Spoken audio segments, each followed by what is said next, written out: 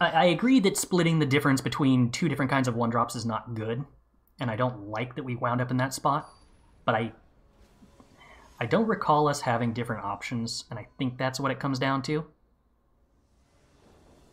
We took Isamaru over a very medium red card. Well, I might still be okay with that then.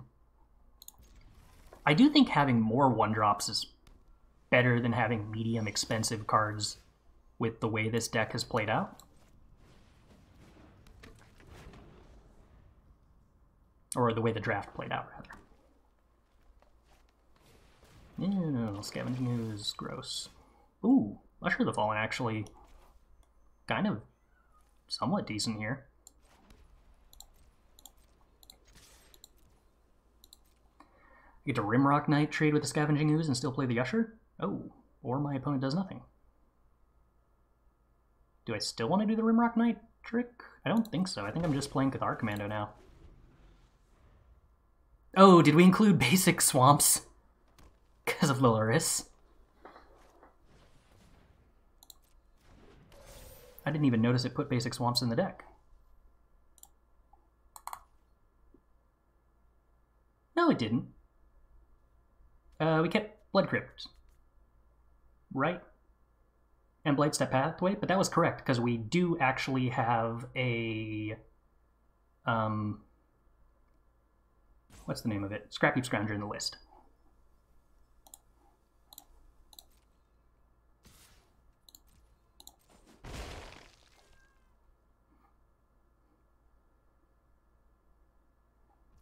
The Swarm Shambler, do you make a token if you die normally?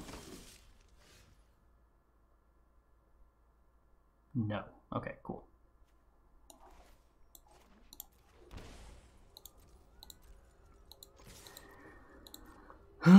So I think that means...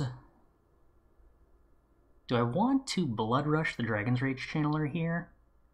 Probably not. I probably just want to play Bloodbraid Marauder, and Usher of the Fallen. My opponent's blue-green deck is managing to play a lot of surprisingly interactive cards against our aggressive deck of mono 1 toughness creatures. I was not expecting Swarm Shambler to be a removal spell, but here we are.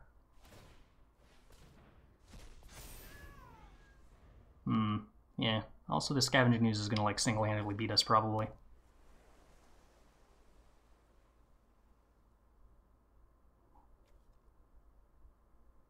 I'll be annoyed if I lose to a card I consider extremely bad. But it wouldn't be the first time that's happened either. So I can't swing with the Dragon's Rage Channeler, but I can swing with the Bloodbraid and the Usher and trade with the Scavenging Ooze at the moment if the opponent doesn't have interaction. Why didn't I block the Ooze with the Commando? Wouldn't that be a good trade? It probably would. I kind of forgot that the Scavenging Ooze was capable of growing. And didn't play around that appropriately. But did we know that they had a Swarm Shambler at the time? I don't recall, but I think they might have misplayed and played the Swarm Shambler ahead of attacking with the Ooze, in which case, if that was true, I would have had the knowledge that my 3-1 was going to trade badly with Swarm Shambler, and therefore trading with Scavenging Ooze was better. But if they didn't play the Swarm Shambler until post-combat, then I would be operating under the assumption that my 3-1 could actually attack my opponent. So if they played correctly, then I was not supposed to make the block.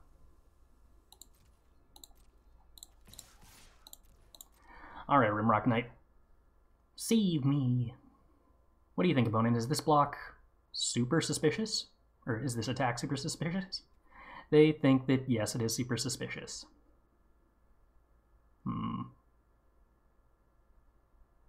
Okay. Damage. I think I hold on to the Rimrock Knight. I don't think it's worth throwing away the Boulder Rush just to do 2 damage there. I need to be incredibly mindful of Dragon Rage Channeler Surveils while Scavenging Ooze is in play. I don't want to just bin a creature. Our opponent does nothing. Oh, attacks with Scavenging Ooze. Okay. Is that worth blocking at all? Probably not.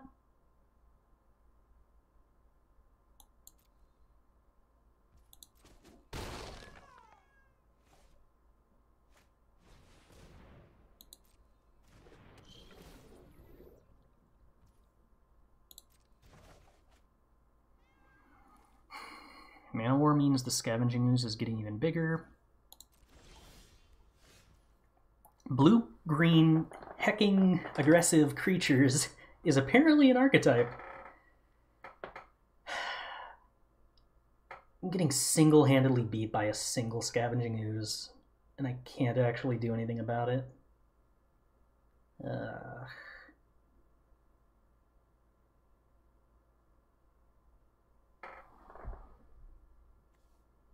If I play Phoenix of Ash and attack with it, I still can't do anything about the Scavenging Ooze. If I play Adonto Vanguard...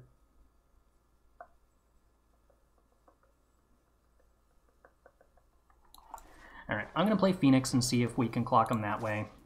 I don't think that just holding back and trying to have blockers for the Scavenging Ooze is a winning line here. Not when they've already got Garruk's Uprising developed. But yeah, I think I would be in a very good spot if I had traded with the Scavenging Ooze originally, with the way this game has played out. Jeez. Okay. At some point, we're going to draw lands for Cathar's Crusade. Opponent elected not to pump the Scavenging Ooze more. Wonder if that means... Oh, because they want to exile the Phoenix. Sure.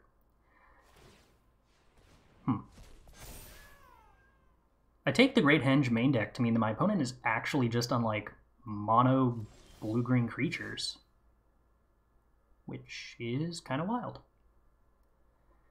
If I swing a Bloodbraid Marauder, the Scavenging Ooze becomes absolutely unanswerable.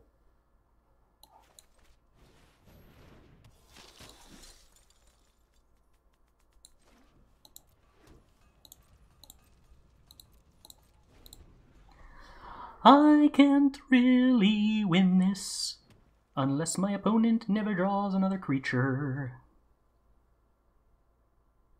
My opponent's at 16 life. Oh, boy.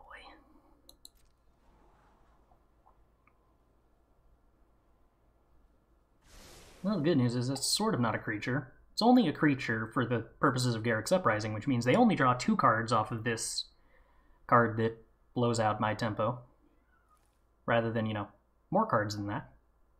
That's neat.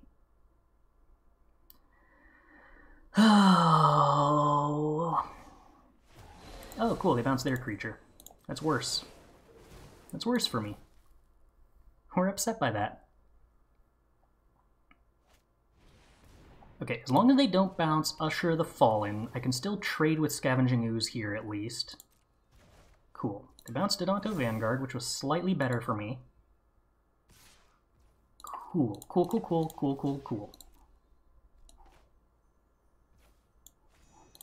Alright, no more Scavenging Ooze in play. I would say that definitely makes me super duper completely favored here. In no way is my entire situation complete garbage. I was hoping we would draw a land and get to play Cathar's Crusade there. Like Indolurus would have been cool.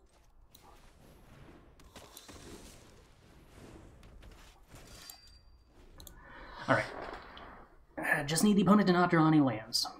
Or only draw lands. Only draw lands. I misspoke, opponent. Only lands. Alright, we're dead. Very well, then. That is an 8/8 Trample Haster that draws 2 cards when it ETBs. I don't get to beat that. Well, we are doing this again, and hoping I make decisions that don't involve me instantly losing to a Scavenging Ooze. But unfortunately, my opponent's deck appears to actually be an aggressive green deck, which I didn't know you could do. But that is scary.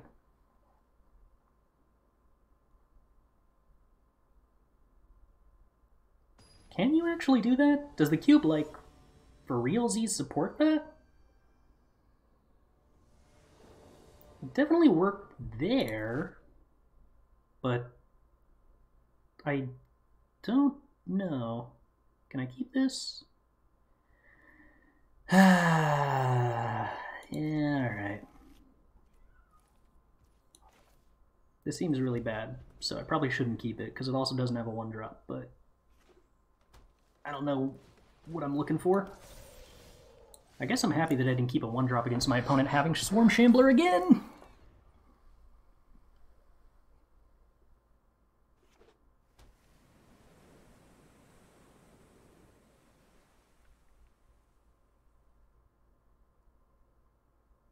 We have an Abrade for Scavenging Ooze this time, so we're not going to get completely blown out by that. Ramp spell. Ah, okay. They don't actually get to pump the Swarm Shambler, so I'm not even 1,000,000% certain that was correct for them.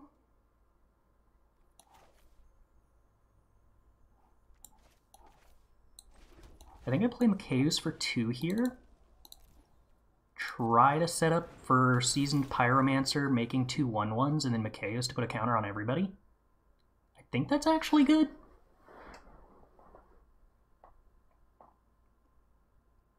Ideally, we draw some creature we can discard with Seasoned Pyromancer that gets brought back with Lurrus.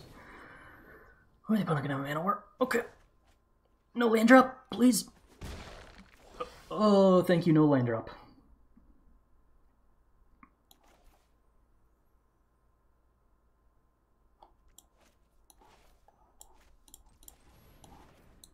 Alright, let's remove the mana war so the scrap heap can get through. Play the Macaeus for 1. Get through with the scrap heap.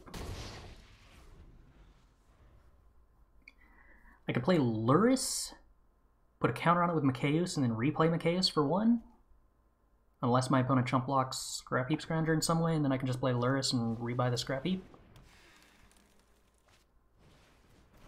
Wow, my opponent's playing Delver of Secrets. This actually is just white cards, or just green-blue, low-cost. Is that a real archetype? Should I be afeared?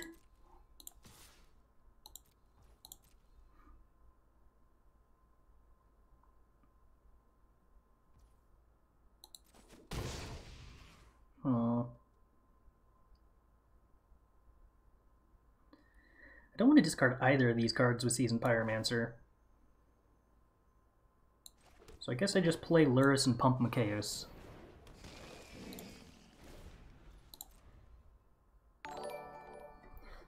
Norm4020.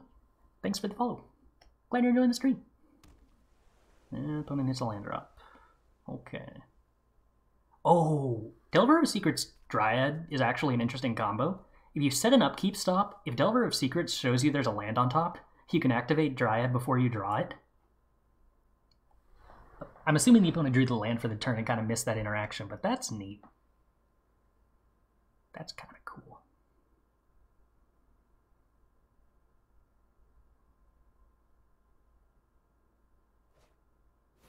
Foretold, probably a counterspell, I would assume, in blue-green? I can't think of anything else that could be besides the counterspell.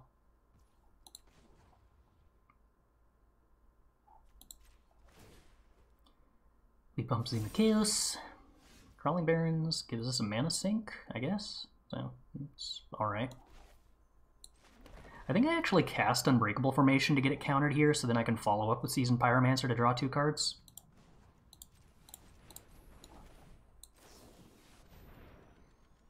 I'm assuming there's no way my opponent chooses to not counter this. Yeah, okay. Saw it coming happens. Also, they totally wasted a mana for telling Saw it coming that they could have used to pump the Swarm Shambler, so I'm kind of grateful they decided not to do that.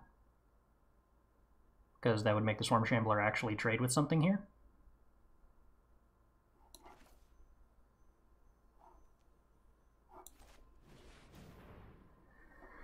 That said, can I still not attack with Lurrus?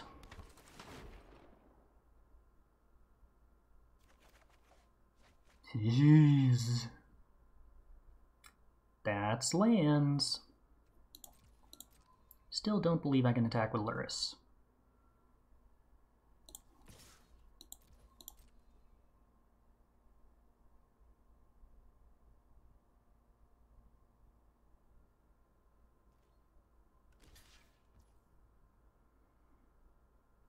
A weird choice to not also block with the Green Seeker, but I guess they assume that I would kill the Green Seeker? I don't even know if that's actually true. Swarm Shambler grows? I guess they need the lands from Green Seeker. They have hit the lands with Green Seeker.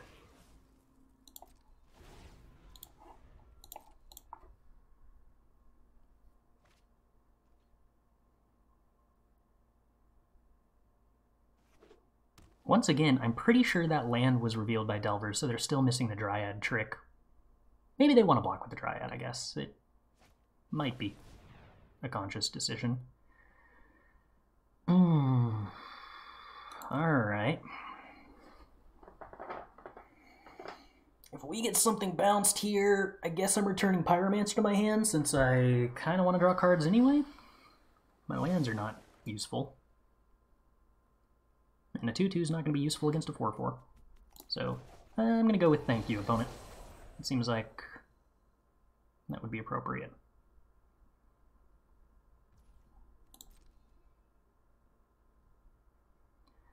Alright, now ideally we draw a creature that costs 2 or less mana to discard with Seasoned Pyromancer and then recast with Luris.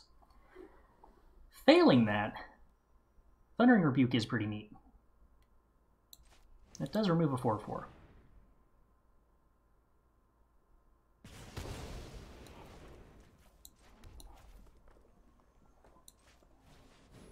Alrighty, Seasoned Pyromancer. Do we get to draw cool things?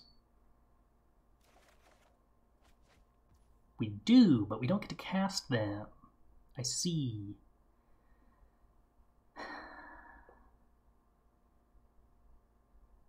Am I willing to trade Luris with Green Seeker here? I think so, in the interest of pushing through more damage. I'm willing to trade any of these creatures for more damage currently.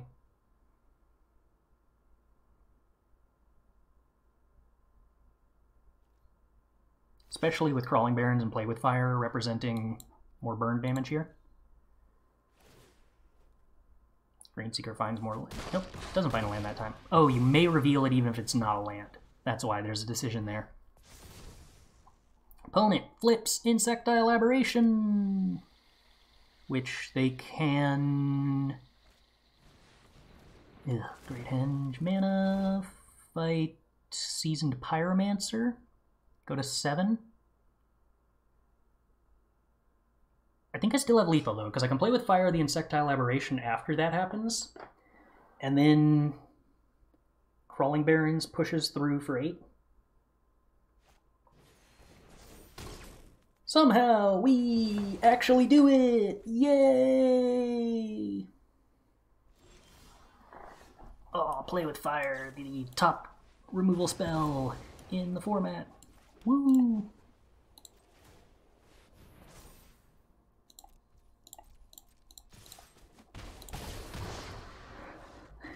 All it took was my opponent missing a bunch of land drops for a bunch of turns.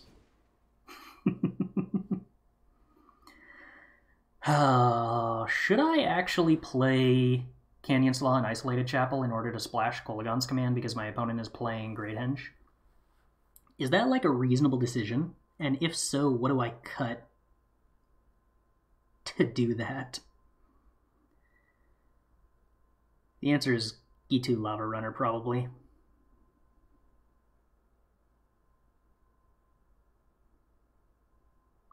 Makes my ability to play 1-drops worse. You know what? I'll do it. I'm crazy. Why not? We can blow up an artifact. Howdy, Sun Thief. How goes it? We took Isamaru over the Shatter Adventure. Well, that ended up wheeling, didn't it? But also, yeah.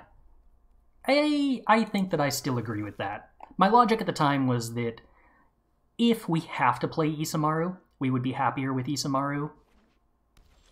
And we did end up in a position where we had to play Isamaru.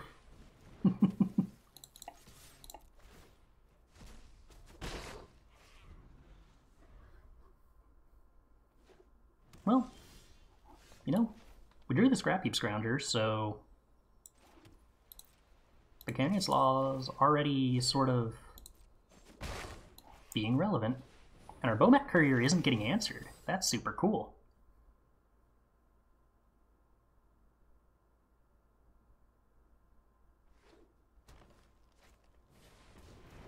Crystalline Giant. That Death Touch? Yeah, okay.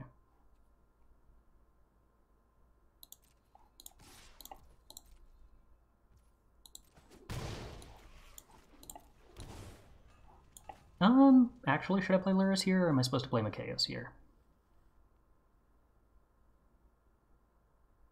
I'm probably actually supposed to play Mikaeus here. Which means I probably wasn't supposed to shock the Sacred Foundry. But I'm thinking the next turn I can play Luris, Dragon's Rage Channeler, and then down-tick Mikaeus. And that's probably cool. Vigilance. That's annoying. Alright, my life total starts taking damage. Does this thing gain hexproof? No, wait, does it gain lifelink at any time? Yeah, it does eventually. Oh. Wait, hold on. They actually have the Crystalline Giant version instead of the... Oh, no. It's because of my options that they have the Crystalline Giant version instead of the Godzilla one. In the draft, that doesn't apply, but in-game, it still applies. Right.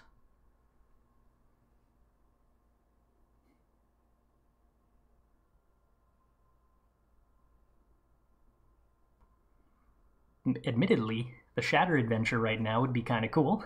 I would like that.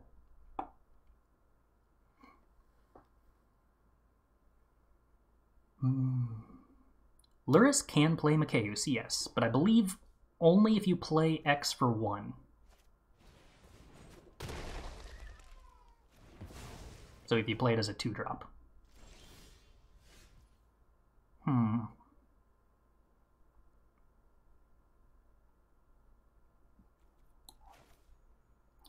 Alright.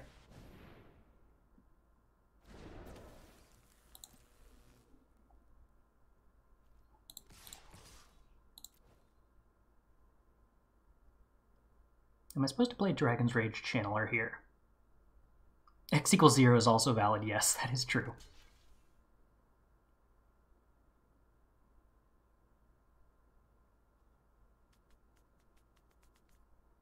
I kind of don't mind this trade too much. I dislike that it wasn't actually a trade.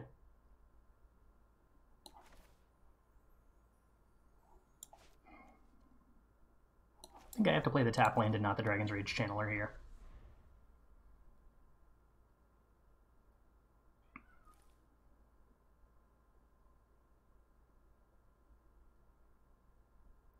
Yeah, X = 0 if we have some kind of onboard anthem. Oh, come on. They hit lifelink.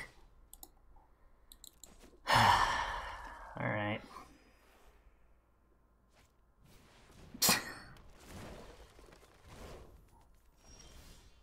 Oh, goodness gracious.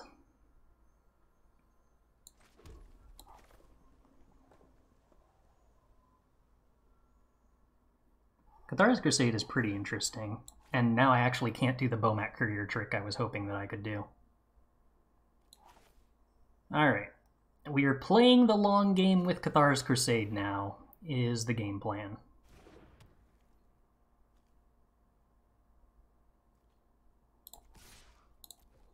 This thing's gonna get Vigilance.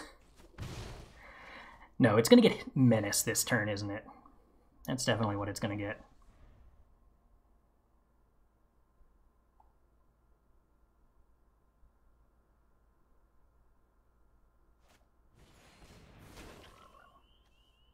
Huh. Okay. That's a very complicated frog. First strike. Cool. First strike I don't care about. Yeah, currently. I mean, it definitely is super completely awful for me. But it's not as bad as it could be.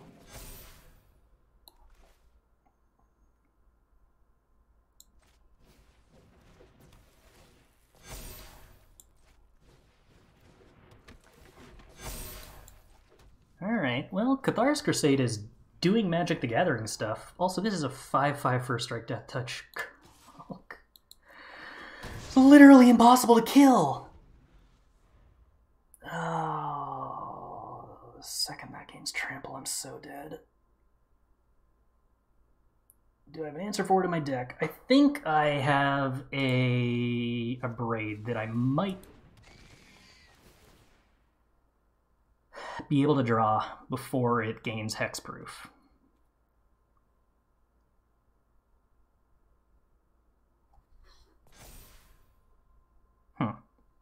Okay.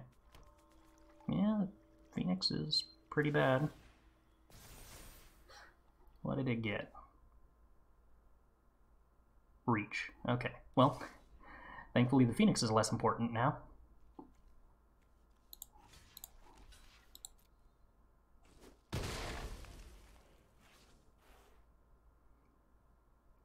Still need to have an answer to the thing that has Death Touch and First Strike. It makes my Luris pretty useless.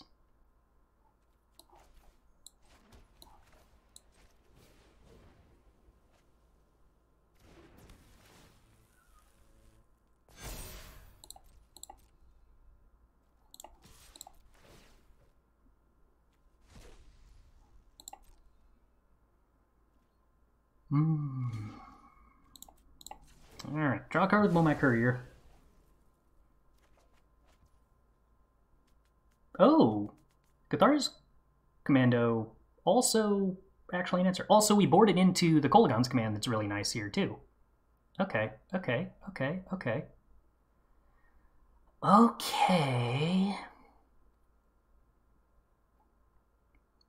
So there's a chance.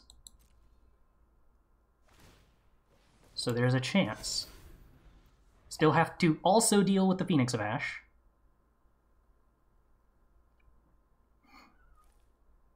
The reason I'm not using the Cathar Commando immediately is because I kind of wanted to see if they would Croaking Counterpart targeting the Crystalline Giant. Alright, so what's the way I do this? Does this matter? No, it doesn't matter that I just need to play the Scrap Heap Scrounger first is all that matters. Because the Cathar Commando is going to die, so I could stack these triggers so that both the Scrap Heap and the Cathar's Commando each get 2 counters, but if I flashed in the Cathar Commando in response to the trigger from the Scrap Heap Scrounger. But because I'm doing this, it doesn't matter how many counters the Cathar Commando gets. Okay, so now the Phoenix of Ash is doing 5 damage a turn in the air to me, yes, but I can actually attack with the Luris as long as this little frog doesn't gain Death Touch anytime soon.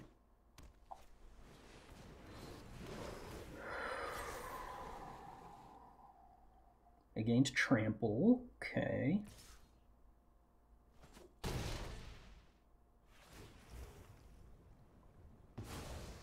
They chose not to blink the Mind Flayer. That stealing my Luris would have actually been worse for me than the Muldrifter getting bounced here, I think.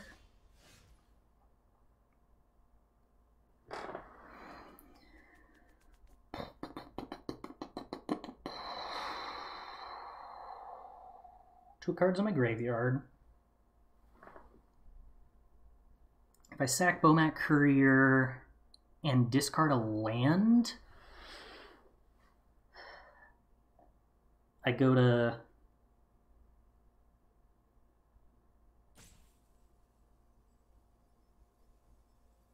I wanted the Bomat Courier because it's representing card draw with the Luris. I can turn it into 1 card per attack.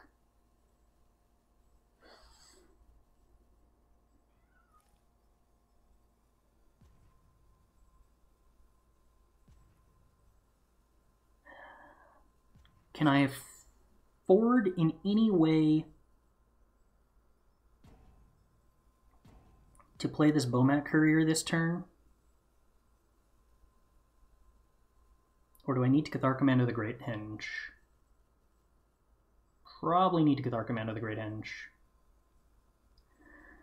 I don't think there's any way around the fact that,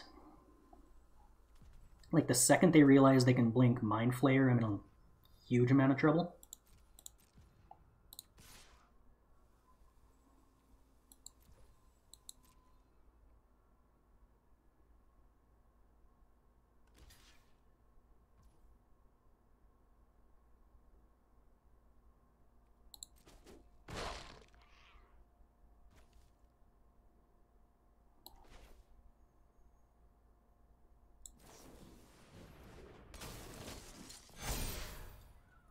Now, I should have attacked with Scrap Heap. I can't block with that card.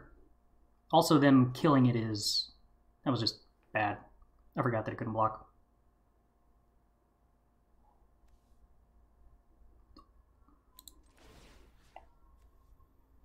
You're indestructible, right? Yes.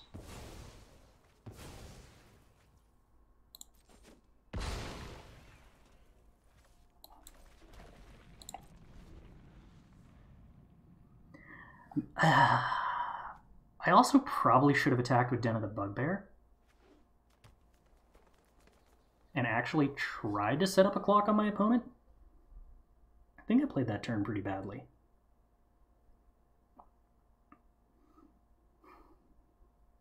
I don't want to check my opponent's graveyard because I'm very scared of what happens if they Croaking Counterpart Lurrus. I haven't even checked that. I don't think there's anything scary they can Croaking Counterpart here.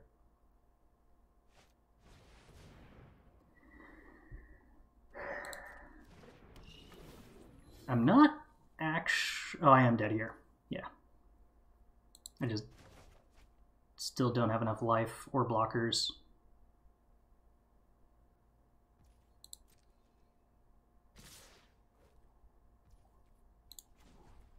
I got Xaxes even without Thassa's Oracle activation, which gives them double Xaxes.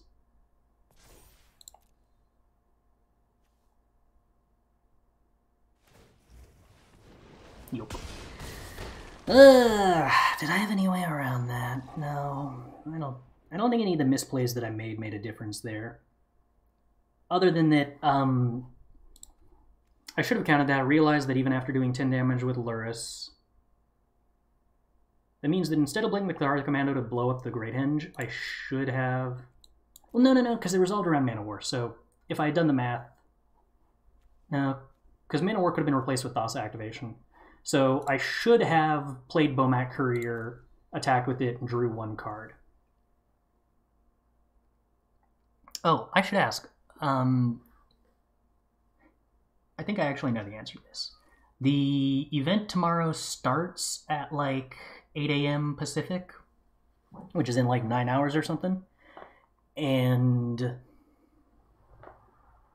ends 24 hours later, right? Ooh, alright. Other than the Cathar's Crusade, this is a pretty decent hand as far as curve goes. Open entry until the next day. Okay, okay. Similarly, Ramp's been great for me in Historic at the moment. Geist and Discover make ramp spells busted. Interesting. Which ramp spells in particular have you been using to make... or which ramp spells have you been discounting?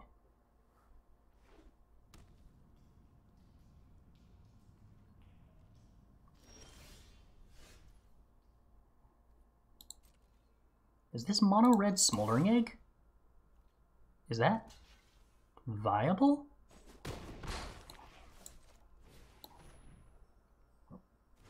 Cultivate and Explore. Huh. So Explorer isn't really doing anything then, right? Or Explorer isn't benefiting from Geist, rather.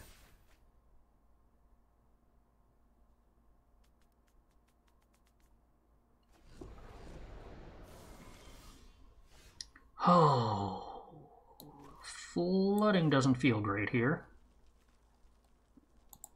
Wait, Faithless Looting is in here?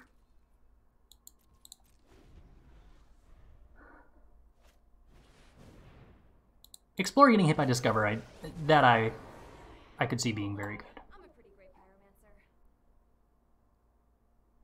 I guess Faithless Looting is pretty good with Smoldering Egg.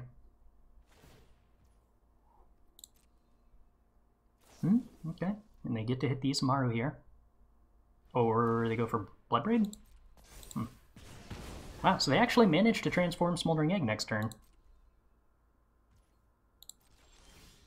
Normally I got the impression that was pretty hard to do.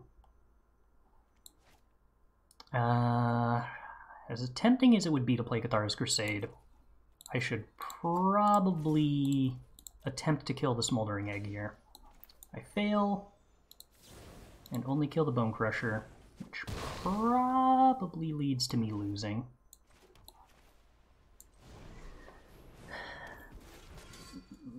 Yeah, I don't think playing Cathar's Crusade and then hoping to animate Den of the Bugbear was going to be good enough. Lost to too many removal spells. Devil's Play to transform the Ashmouth Dragon. Alright.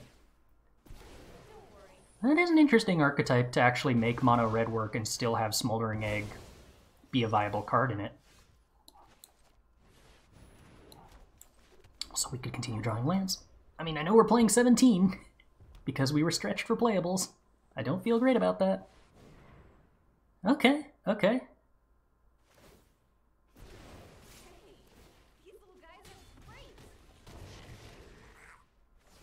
It doesn't put us dead next turn yet.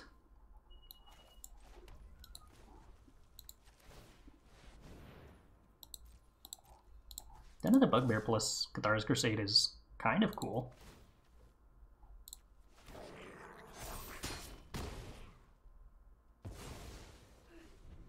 I'm burnt out. 4 mana, 3 mana. So I can animate Den of the Bugbear, then play Unbreakable Formation. I guess I die, because they can animate Den of the Bugbear again, can't they?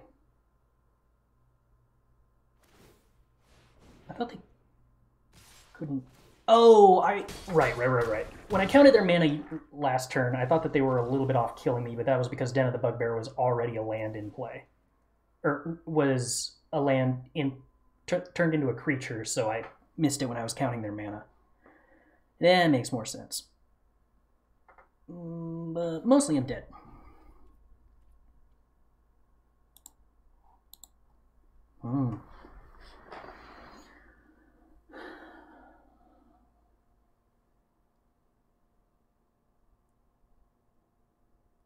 I didn't even feel like my opponent did anything too busted that game. I guess I just stopped interacting after a point, and that's why that spiraled so out of control. Which, given the amount of lands I drew, I suppose isn't too surprising.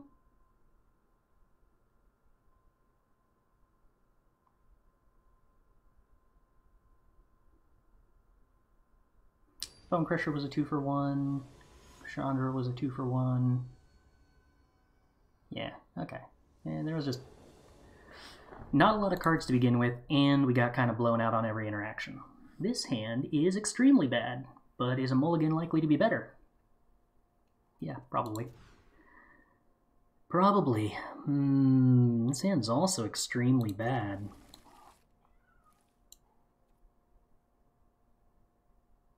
Boy, I hate everything about this.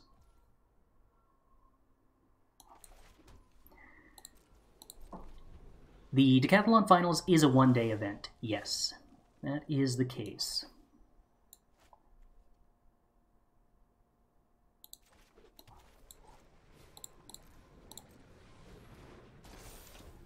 Okay, they didn't have a shock for the Macaeus. That's step 1. They had a stop for the Macaeus. That was failing step 2. I forgot we're playing Perforos' Intervention because we don't actually have playable cards. Okay. Well, if we draw a red source, at least we can discard that Seasoned Pyromancer. But that's not even good, though. But that's not even... Okay.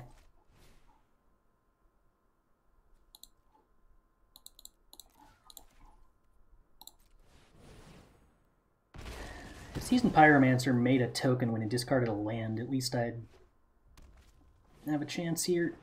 But as it stands, I don't really have a chance here. I would like to draw a 1-drop that I can play before Venerated Loxodon. Nope, a land. Okay. I got a 5-mana 4/4.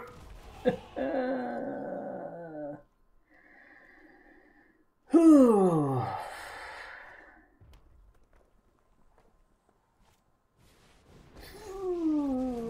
How come my opponent gets to have more cards than me and also their cards are good? That feels really unfair.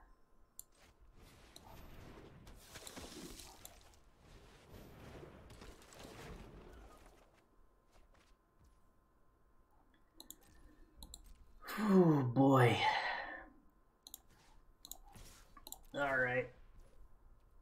Bonnie, you want to trade your dragon with my Venerated Loxodon? It's about as good as I can hope for right now. Cool. Good talk. I don't know how we're salvaging this.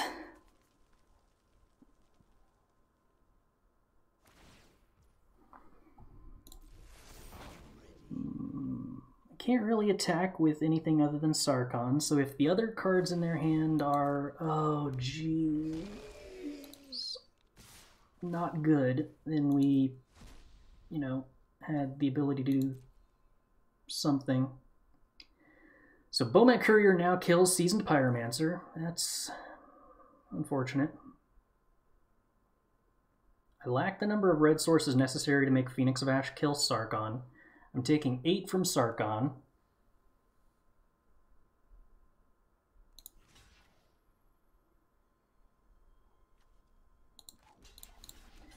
Okay, well, I can operate under the hope that they sack Bomat Courier to draw 2 cards rather than trade with my Pyromancer.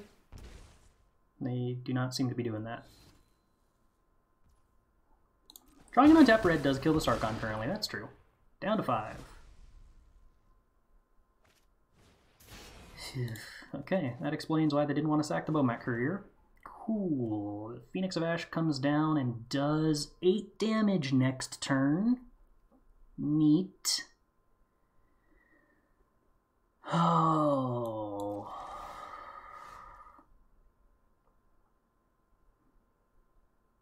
I don't think I have a good answer to Phoenix of Ash doing 8 damage to me here.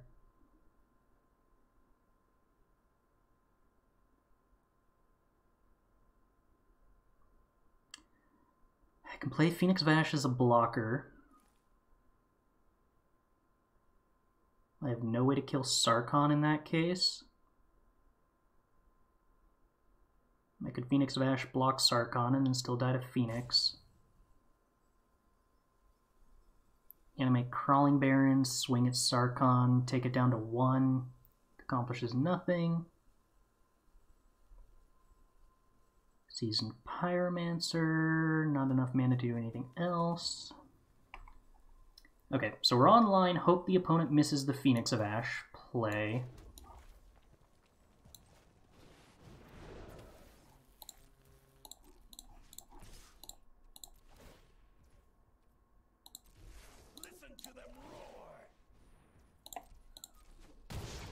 It's not a very good line.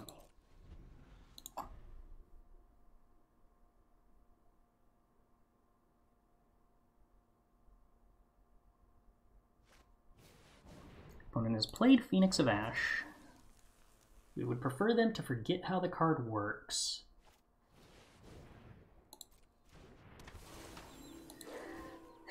They have ignored how the card works, but unfortunately that does not currently matter on account of having lethal anyway. Ah, deeply concerning. Jeez. Jeez.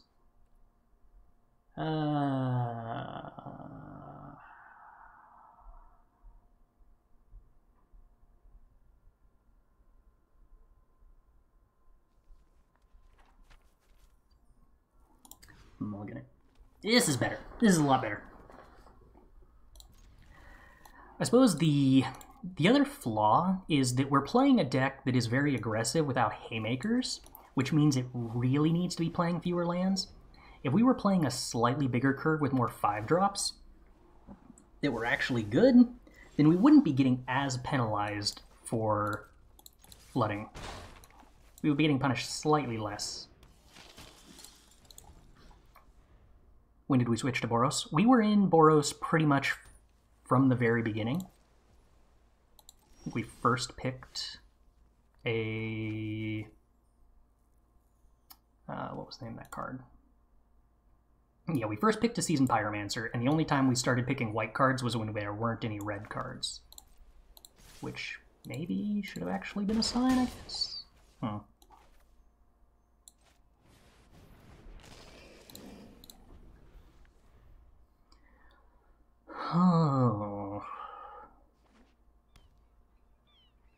It's always really hard to read signals, I think, when packs alternate between having lots of cards for you and no cards for you. But possibly that's just me being bad at reading signals. Certainly it's not something I have a ton of practice at and I've consistently felt pretty soft at.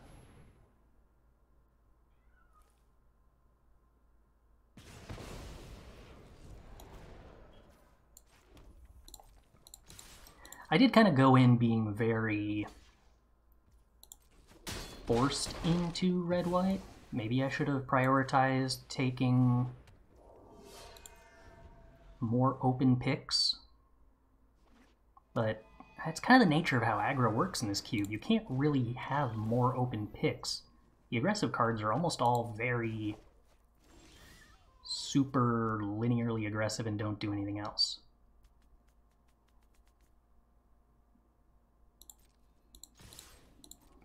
I imagine they block Luris here and I get to Pride of the Conquerors to save it. Okay. That works.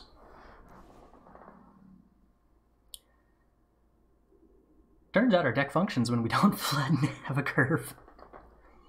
But at this point I might be getting a little bit salty. I guess we did jump into Kolaghan's command kind of early.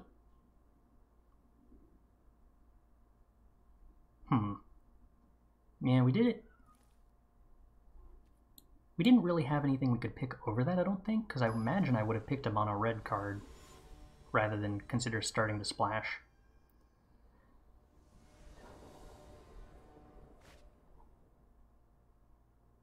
I don't know. It's kind of a weird situation to be like 2 cards short of a playable archetype.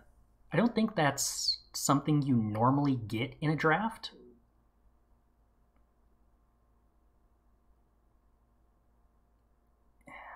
Keep this and hope we hit a red source so that I can turn 3 the Pyromancer. Normally I feel like if your color pair ends up being not open, you end up with a really weak deck that doesn't have high quality cards. Our problem isn't that we have low quality cards necessarily. Our problem wound up being that we had like... I think I'm supposed to mechanic. And then put a counter on it next turn. Our problem was more that we ended up in a situation where all of our cards were good, but we needed 1 or 2 more cards at the CMC that we were in. Yeah. I don't really know what to think of that.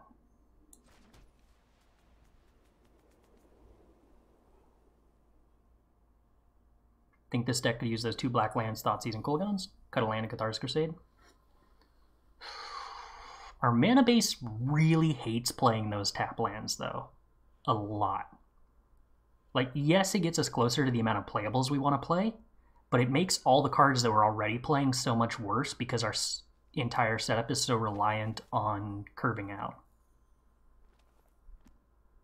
Which means we're in kind of a unique archetype when it comes to having this problem in particular. Isolated Chapel not being untapped on turn 1 is a very significant problem for a deck that has as many 1-drops as we want to cast on turn 1, though. Like, that's a real cost.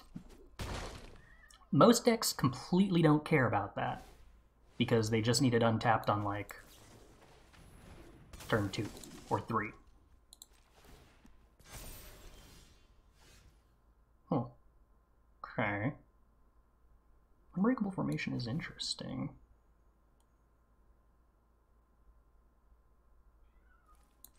But I think I'm just going as wide as I possibly can here.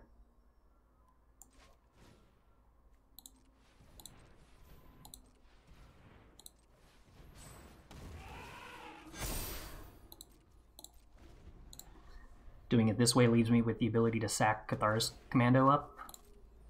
I could have chosen not to tap the Macaeus if I cared about that for some reason, and then tapped it at the end of their turn, but I don't think I care about that. Alright, well, opponent, how do you handle Unbreakable Formation here? Also, how much damage is this? I don't want that land. How much damage is this? It was 5, 10, 15, 16, 17... Oh, was that 21 damage? Cool.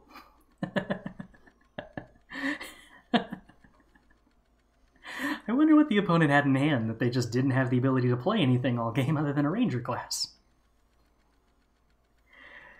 You know what? I'm not going to complain. I'll take it.